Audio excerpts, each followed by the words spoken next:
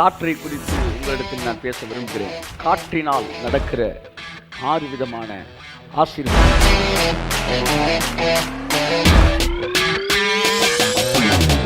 காற்று என்பது ஆவியானவருக்கான ஒரு சிம்பல். இந்த காற்று என்னெல்லாம் செய்ய போகுது உங்க வாழ்க்கையில, என்னெல்லாம் செஞ்சிருக்கு பைபிள்ல, இப்ப இந்த காற்று உங்க வாழ்க்கையில என்னெல்லாம் செய்ய போகுது.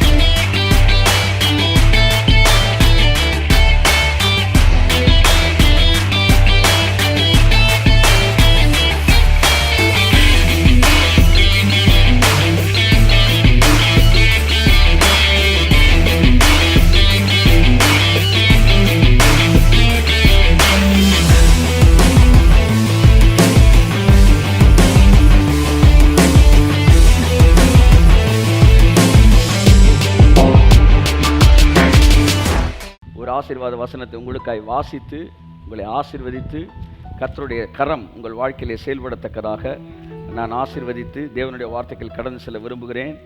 என்னாகமம் 11ஆம் அதிகாரம் 31ஆம் வசனம். கர்த்தர் நம்மை ஆசீர்வதிப்பாராக. ஆமென். அப்பொழுது கர்த்தரிடத்திலிருந்து புறப்பட்ட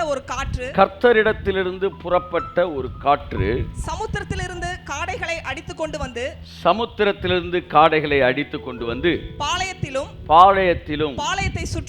பாளையத்தை சுற்றிலும் இந்த பக்கம் ஒரு நாள் பிரயாணம் மட்டும் அந்த பக்கம் ஒரு நாள் பிரயாணம் மட்டும். அப்பா, இன்னெல்லாம் கையை தட்டி இருக்கணும். நீங்க என்னங்க, என் வேதத்தின் மகத்துவங்களை நான் அவர்களுக்கு எழுதி கொடுத்தேன். அவர்களோ, அது வந்து உங்களை பார்த்து தான் எழுதியிருப்பார்னு நினைக்கிறேன், அவர்களோ அதை அந்நிய காரியமாக எண்ணினார்கள். இடிய விழுந்த பிறகு இப்படி திரும்பி என்ன வெடி வெடிச்சிங்களா அப்படின்ற மாதிரி வேதத்தின் மகத்துவங்களை, அதாவது உட்கார்ந்த இடத்துக்கு அவன் பாளையத்துக்கு உள்ளேயும் வெளியேயும் அவன் வந்து காடை சாப்பிடணும், கறி சாப்பிடணும்னு சொன்னான். கறி சாப்பிடணும் அவன் சொன்னான். என் பிள்ளை கறி கேட்டுருச்சுன்றதுக்காக வனாந்திரத்தில் ஒரு முனியாண்டி விலாச கொண்டு வந்து இறக்குனார். சாப்பிட்றா. மோசே கேட்குறான், என்ன ஆண்டவரே, இஸ் இட் பாசிபிள்? கடல்ல இருக்கிற அத்தனை மீனையும் தூக்குனாலும் ஒரு பெரிய வலை செஞ்சு அப்படியே அரபிக்கடல்ல போட்டு அப்படியே வந்து இந்திய பெருங்கடல் ஃபுல்லாக வலிச்சு அப்படியே வங்காள விரிகுடா பக்கம் வெளியே எடுத்தோம்னா கூட 45 லட்சம் பேருக்கு கறி சாப்பிட்றது போடுறது இஸ் இட் பாசிபிள்னா அப்படின்னாரு.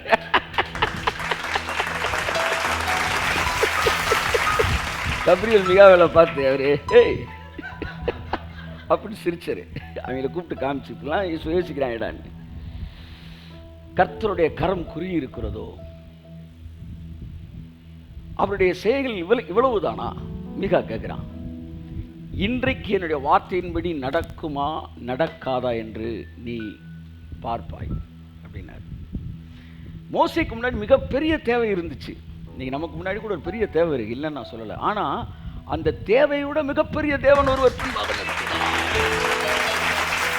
மோசே தேவையை பார்த்தான். தேவைக்கு பின்பாக அதை விட பெரிய தேவன் ஒருவர் இருக்கிறார். அதை மிஸ் பண்ணிட்டேன். இப்ப உங்க பிரச்சனை என்னன்னா, உங்க தேவையை பார்க்குறீங்க, உங்க பிரச்சனையை பார்க்குறீங்க. ஆனா அந்த பிரச்சனையை விட பெரிய கடவுள் ஒருத்தர் இருக்கார் பாருங்க, அவரை பார்க்க மறந்துடுறீங்க. அதை ஞாபகப்படுத்துறதுக்கு தான் சர்ச்சில் வந்து கர்த்தர் வந்து ஊழியர்களை பயன்படுத்தி ஞாபகப்படுத்துறார். கொஞ்சம் அப்படியே ஜூம் இன் பண்ணி பின்னாடி பாரு, அதோட ஒரு பெரிய தேவன் இருக்கிறார். எல்லோரும் கோலியாத்தை பார்த்தார்கள். கோலியாத் 6 முழம் வந்து 9 முழம்னு ஹைட்டை பார்த்து அவன் இப்படியால் அப்படியால் நாய். ஆனா யாருமே அதற்கு பின்பாக ஆவியானவன் நிக்கிறத பார்க்கல. ஆனா தாவீது மட்டும் பார்த்தான். அநேகர் சொல்லுவது போல அவன் நெத்தியில் இருக்கிற அந்த ஹெல்மெட் கடையில் இந்த ஹோல் அவன் பார்க்கல. அதுக்கு பின்னாடி நின்று ஆவியானவரை பார்த்து அவர் சொன்னாரு, ஓகே கோலியாத் பார்க்குற ஆத்மா பேசிட்டு வாடா நின்றான்.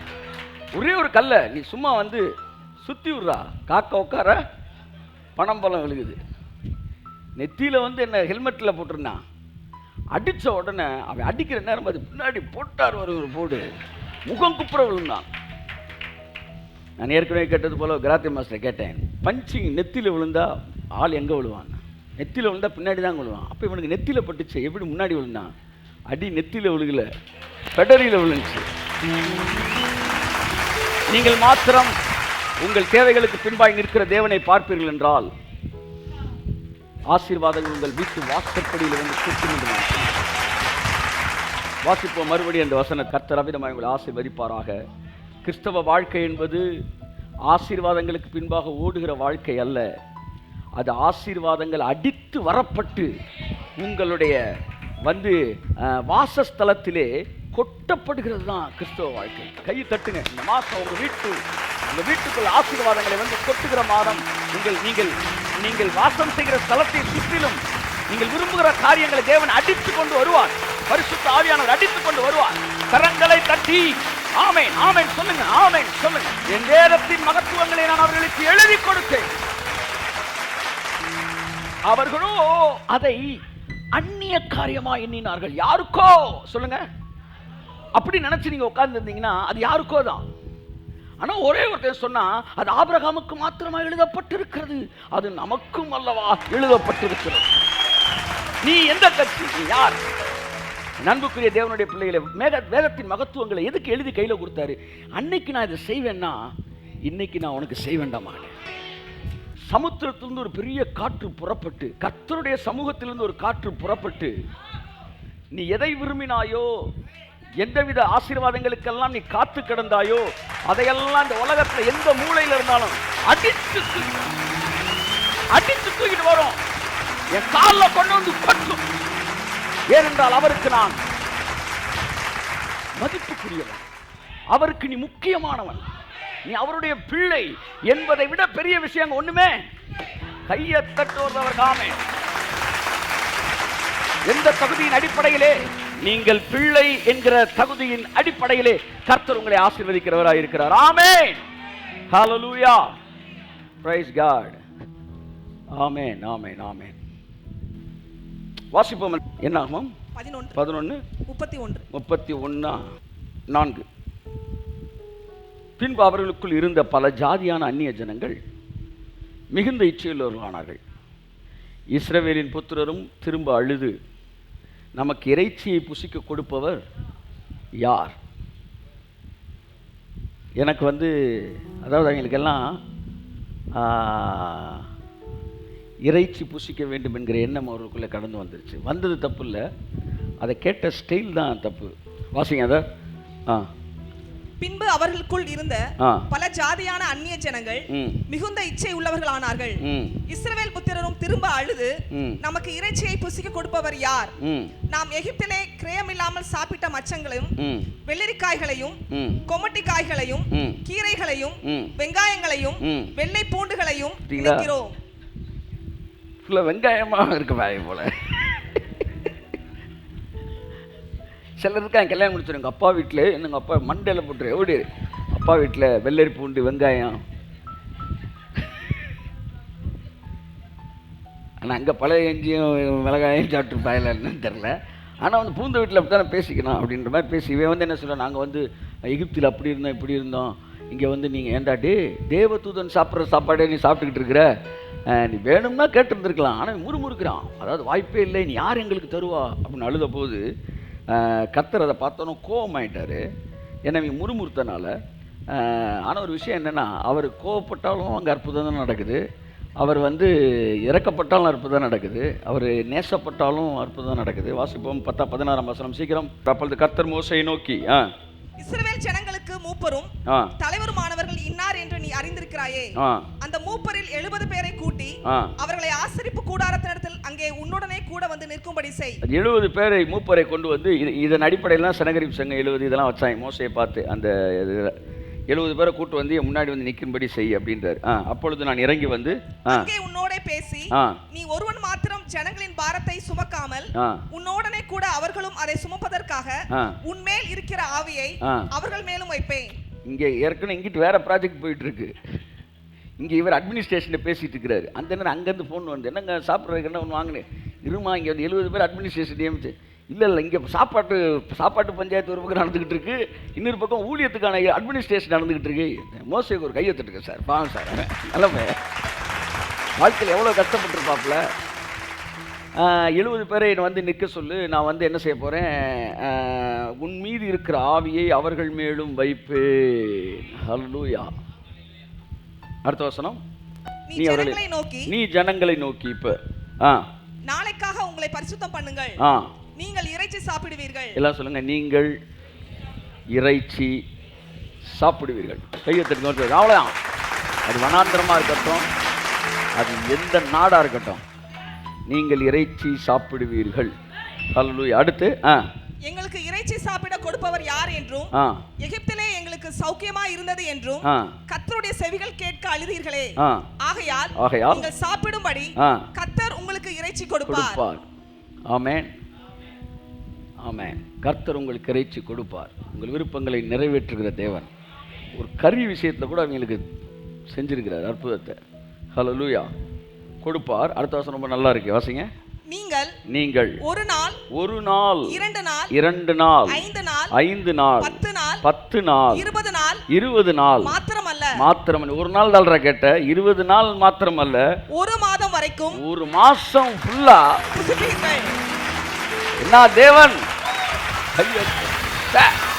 எல் ஷடாய் என்றால் தேவைக்கும் அதிகமான தேவன். இவன் கேட்டது ஒரே ஒரு பீஸ் இப்படி கடிச்சுக்கிறோம் சான்றான். ஒரு மாசம் சாப்பிடுடா. நீங்கள் நினைப்பதற்கும், எல்லாம் சொல்லுங்க, நீங்கள் வேண்டுவதற்கும் மிகவும் அதிகமாய் கிரியை செய்கிற தேவன் இந்த மாதத்தில் உங்களுக்காய் பெரிய காரியங்களை, உங்கள் கற்பனை கெட்டாத பெரிய காரியங்களை கர்த்தர் நம்முடைய வாழ்க்கையிலே செய்வார். 20 நாள் மாத்திரமல்ல, ஒரு மாதம் வரைக்கும் புசிப்பீர்கள். அது உங்கள் மூக்காலே புறப்பட்டு உங்களுக்கு தெவிட்டு போக மட்டும் புசிப்பீர்கள். உங்களுக்குள்ளே இருக்கிற கர்த்தரை அசட்டை பண்ணி, நாங்கள் ஏன் எகிப்திலிருந்து புறப்பட்டோம் என்று அவருக்கு முன்பாக அழுதீர்களே என்று சொல் என்றார். இப்ப இதுல இருந்து என்ன தெரியும்? அழுகிறது அவருக்கு பிடிக்குதா பிடிக்கலையா? சப்புன்னு பக்கத்துல இருக்காரு கொடுத்து சொல்லுங்க. அவன் சாப்பிடணும்னு சொன்னான். இவர் சொன்னார் மூக்கில் சாப்பாடு ஹெவியா சாப்பிட்டா எப்படி, என்ன அர்த்தம்? ஆமா, தும்முனா மூக்கில் வரணும். இல்லை ஆண் சாப்பிட்டப்ப அந்த லெவல் தெரியணும். கரெக்டாக இருக்கு. அந்த காலத்தில் இந்த வைக்கல்லாம் சொல்லுவாங்க, கட்டிட்டு சாப்பிட உட்காருவாங்களாம். ஏன்னா அப்படியே சாப்பிட்டு அந்த வைக்கல் டப்புன்னு அதான் வந்துடணும்.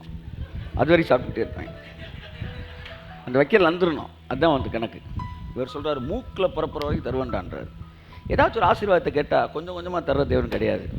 அவர் யாருன்னு தெரிஞ்சுக்காங்க. அவன் வந்து ஒரு நாள் கறி கேட்டானா அவனுக்கு மாதம் ஃபுல்லாக நான்வெஜ்ஜை கொடுத்து மூக்கால புறப்பட்டு தெவிட்டு போகும்படிக்கு அது வந்து என்னது வந்து தின்ன தெவிட்டாதுன்னு தெவிட்டிருச்சு. அதாவது என்னது, அலர்ஜி ஆகி போச்சு. கரியா அப்படின்னு சாப்பிடு அப்படி கொடுக்குற தேவன். அது பணமாக இருந்தாலும் சரி, பொருளாக இருந்தாலும் சரி, புகழ்ச்சியாக இருந்தாலும் சரி, ஐயோ நிம்மதியாக சாப்பிட கூட முடியல. எங்கே போனாலும் அங்கே 2 பேர், சார் நீங்கள் ஜஸ்ட் என்ன பண்ணுறாங்க, போதும் ஆண்டவரை புகழ்ச்சி நீங்கள் சொல்கிற வரைக்கும் உங்களை தூக்கு வராங்க. ஆமேன்னு சொல்லுங்கள். அதற்கு மோசே, வாசிங்க சீக்கிரம். உங்கள் வாழ்க்கையில் இந்த மாசத்திலிருந்து உங்கள் கண்கள் திறக்கப்படட்டும். தேவன் இத்தகைய காரியங்களை மேனிஃபெஸ்ட் பண்ண ஆரம்பிக்க போறாரு.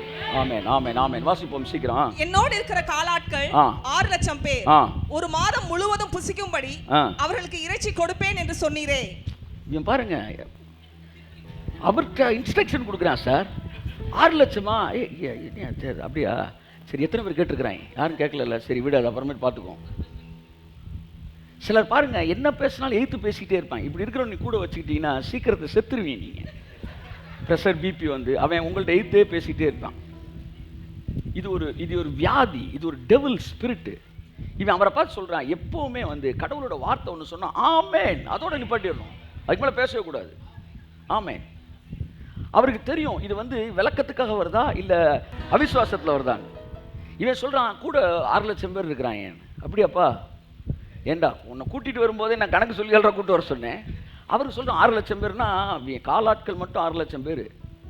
இவன் ஒவ்வொருத்தையும் ஒய்ஃப் எல்லாத்தையும் சேர்த்து கணக்கு பண்ணி டேக் சொல்கிறார் 45 லட்சம் பேர், 45 lakhs பீப்புள் வெளியே வராங்க.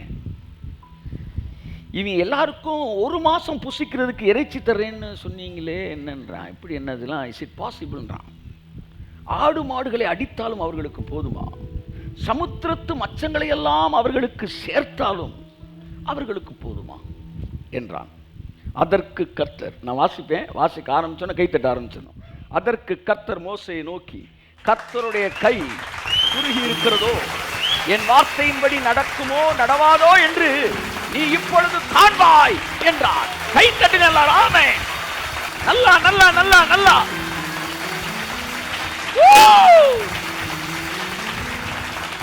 ஆமென் ஆமென் ஆமென் ஆமென் ஆமென் ஆமென். எல்லாத்தையுமே வார்த்தையை கேட்கிறதின் அடிப்படையில் தான் நீங்க ஆசீர்வதிக்கப்படுறீங்க. உங்கள் பரிசுத்தத்தின் அளவில் நீங்கள் ஆசீர்வதிக்கப்படவில்லை. அங்கிருந்து வெளியே வாங்க. அந்த ஒரு பெரிய இருட்டு அறையிலிருந்து வெளியே வாங்க. ஆமென். ஸோ ஆகவே நண்புக்குரிய நல்லா கேளுங்க, கர்த்தருடைய வார்த்தையை கேட்கிறதினாலே நீங்கள் தொடர்ந்து ஆசீர்வதிக்கப்பட்டு கொண்டே இருக்கிறீர்கள். வாசிப்போம். அப்பொழுது மோசே புறப்பட்டு கர்த்தருடைய வார்த்தையை ஜனங்களுக்கு சொல்லி ஜனங்களின் மூப்பரில் 70 பேரை கூட்டி கூடாரத்தை சுற்றி அவர்கள் நிறுத்தினான். கர்த்தர் சொன்னார், பெரிய அற்புதம் செய்ய போறேன், அந்த 70 பேரை கூப்பிட்டு தீர்க்க தரிசனம் சொல்லு அப்படின்னார். ஆமென் சொல்லுங்க. வார்த்தை எங்கே புறப்பட்டு வருகிறதோ அங்கே ஆவியானவர் கடந்து வருவார். வாசிப்போம். அவர்கள் பேச ஆரம்பித்த போது 31 வாசிப்போம். அப்பொழுது கர்த்தரிடத்திலிருந்து புறப்பட்ட ஒரு காற்று. கைத்தட்டுங்க ஒரு தடவை. ஆமென். காற்றை குறித்து உங்களிடத்தில் நான் பேச விரும்புகிறேன். காற்றினால் நடக்கிற 6 விதமான ஆசீர்வாதங்கள், அற்புதங்கள். ஆமென். ஹல்லேலூயா. கர்த்தரிடத்திலிருந்து புறப்பட்ட ஒரு காற்று எதை குறிக்கிறதுன்னு நினைக்கிறீங்க? இது எதை குறிக்கிறது? பரிசுத்த ஆவியானவர். எங்கெல்லாம் தேவனுடைய வார்த்தை பேசப்படுகிறதோ அங்கெல்லாம் பரிசுத்த ஆவியானவர் வேலை செய்கிறார்.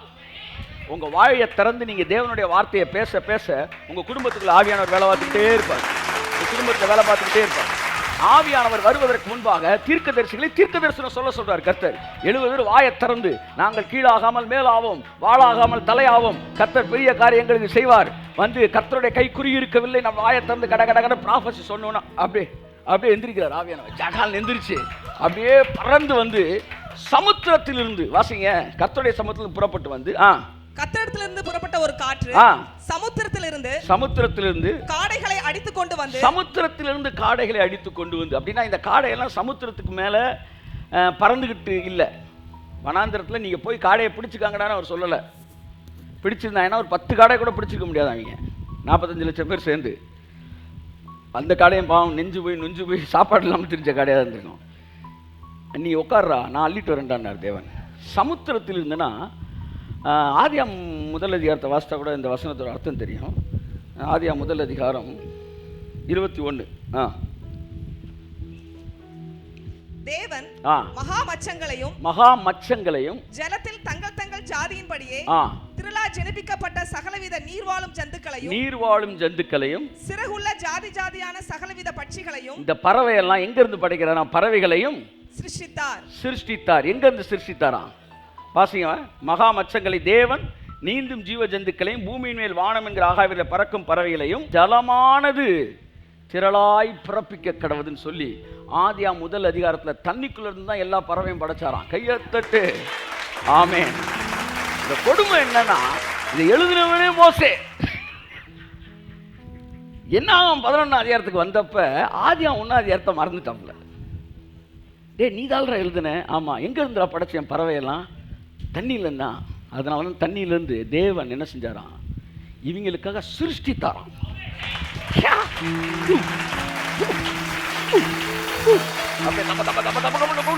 அவர் வார்த்தையை சொன்னோட கடல்ல இருந்து லட்சமா அப்படியே பறவைகள் பறந்து அப்படியே வந்து, யூதர்கள் பொதுவாக இந்த செத்து போனதை சாப்பிட மாட்டாங்களாம். அதனால செத்ததெல்லாம் கொண்டு வந்து அடிச்சு கொடுக்கலையாம்.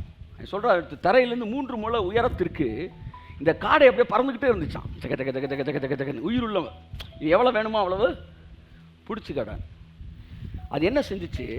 அங்கிருந்து புறப்பட்டு சமுத்திரத்திலிருந்து சீக்கிரம் காடைகளை அடித்து கொண்டு வந்து, இங்க பாருங்க, உங்க ஆசீர்வாதம் இந்த உலகத்துல எங்க இருக்கோ அங்க காத்து அடிச்சு நீங்க இருக்கிற இடத்துக்கு அந்த ஆசீர்வாதத்தை தூக்கிட்டு கொண்டு வந்து போட்டோம். அது கல்யாண பொண்ணா இருக்கலாம், கல்யாண மாப்பிள்ளையா இருக்கலாம். ஆமாம், வந்த பொண்ணு வேணான்னா அது எனக்கு கதை தெரியாது. ஏன்னா அடித்து கொண்டு வந்து கொடுப்பாரு. அதுக்கப்புறம் நீ சாப்பிட்ற இல்லையான்னு மேட்ரு. அப்புறம் வந்து என்ன செய்கிறாரு? இப்போ தேவனுடைய ஸ்டைலே வந்து கொண்டு வர்றது தான். நீங்கள் விஐபி சார், என்ன சார் உபவாசமா அதுக்கும் போயிட்டு இருக்கீங்க?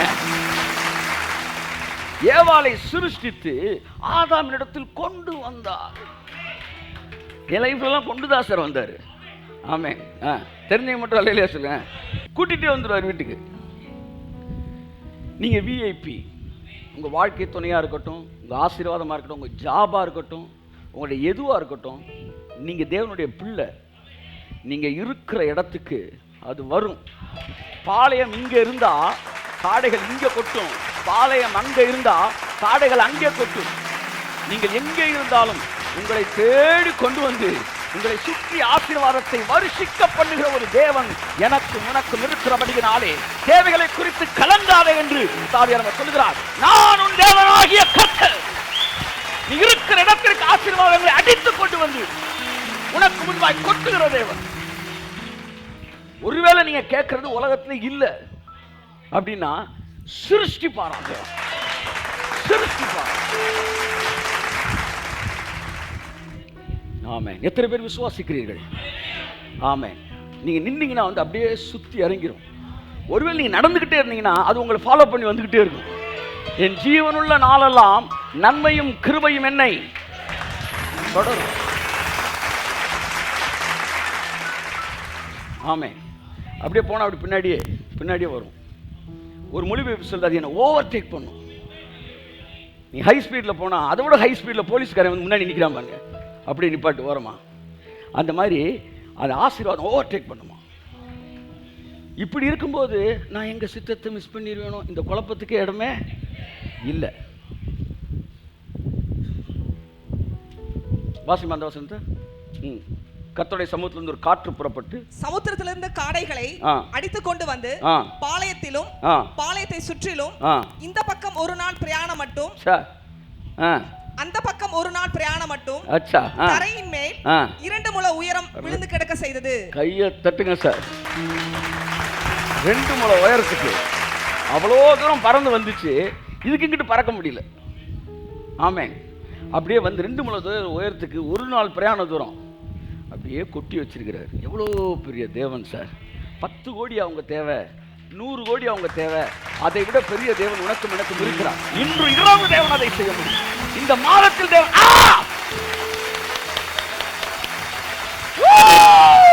ஆமென் ஆமென் ஆமென். குறைவுகள் எல்லாம் கிறிஸ்து இயேசுவுக்குள் மகிமையா. இங்க பாருங்க, கையை இப்படி வச்சு நிறைவாகும் அப்படின்னு என்ன, இந்த செய்தியை கேட்டுக்கிட்டு உலகம் ஃபுல்லாக கேட்டுக்கிட்டு அத்தனை பேர் பாக்கெட்டில் இருக்க பணம் அப்படியே சகால் வந்து செய்தியை கேட்காம பக்கத்தில் உட்காந்து உலகம் முழுவதும் இருந்து அப்படியே அள்ளி கொண்டு வந்து உங்க முன்னாடி தட்டிடுவார். நீங்க என்றதுக்கு நேரம் இல்லைன்ற மாதிரி ஆகி போயிடும். நீங்கள் நினைப்பதற்கும் நீங்கள் கற்பனை செய்வதற்கும் நீங்கள் கனவு காண்பதற்கும் மிகவும் அதிகமாய் உங்களுக்கு செய்கிற தேவன். நான் இருக்கிற இடத்துல இருந்தா போதும். எல்லாம் சொல்லுங்க, நான் இருக்கிற இடத்துல இருந்தா போதும். எனக்காண்டி ஆசீர்வாதங்களை பரிசுத்த ஆவியானவர், எல்லாம் சொல்லுங்க, பரிசுத்த ஆவியானவர். அந்த ஆவியானவர் என்ன செய்வார்? the more I give place to the move of the Holy Spirit, the Holy Spirit will work for me. எனக்காண்டி வேலை செய்வார். உலகம் முழுவதும் உங்க ஆசீர்வாதம் எங்க இருந்தாலும் அடிச்சு கொண்டு வந்து அப்படியே கொட்டுவார். காற்று என்பது ஆவியானவருக்கான ஒரு சிம்பல். இந்த காத்து என்னெல்லாம் செய்ய போகுது உங்க வாழ்க்கையில, என்னெல்லாம் செஞ்சிருக்கு பைபிள்ல, இப்ப இந்த காத்து உங்க வாழ்க்கையில என்னெல்லாம் செய்ய போகுது. எனக்கு தெரிஞ்ச ஆவியானவருக்கான சிம்பல்ஸ், அதாவது உருவகம் என்று பைபிள்ல பார்த்தீங்கன்னா ஏறக்குறைய 9 உருவகங்கள் சொல்லப்பட்டிருக்கிறது. 1 புறா, 2வது மேகம், 3வது அக்கினி, 4வது தண்ணீர், 5வது நதி, 6வது மழை, 7வது பனி, 8வது எண்ணெய், 9வது காற்று. கைதட்டு. எதுக்கு இந்த சிம்பல்ஸ் எல்லாம் சொல்லி இந்த சிம்பலோட ஹோலி ஸ்பிரிட் தன்னை கனெக்ட் பண்றாரு தெரியுமா? நீ அவரை பத்தி தெரிஞ்சுக்கணும்னா இந்த சிம்பல் இருக்கு பாரு, சிம்பல்ஸ் இருக்கு பாருங்க, இதெல்லாம் என்ன செய்யும் நீ கண்டுபிடிச்சிட்டீன்னா அவர் உனக்கெல்லாம் என்ன செய்வார் என்பதை நீ அதன் மூலமாய் கற்றுக்கொள்ள வேண்டும் என்பதற்காக. என் அன்புக்குரியவர்களே, ஆவியானவர் மாத்திரமே இந்த உலகத்தில் முழுவதுமாய் இயங்கிக் கொண்டிருக்கிறார். ஆவியானவர் கொடுத்த அநேக காரியங்களை நாம் பார்த்துருக்கிறோம். ஏதாவது பார்த்த காரியங்களை மறுபடியும் பார்க்காதபடிக்கு புதிய காரியங்கள் நோக்கி நாம் கடந்து சொல்லுவோம். ஆவியானவர் இந்த உலகம் முழுவதும் இயங்கி கொண்டிருக்கிறார். எங்கெல்லாம் ஒழுங்கின்மை இருக்கோ அங்கேயும் ஆவியானவர் இருக்கார். எங்கெல்லாம் வெறுமை இருக்கோ அங்கேயும் ஆவியானவர் இருக்கார்.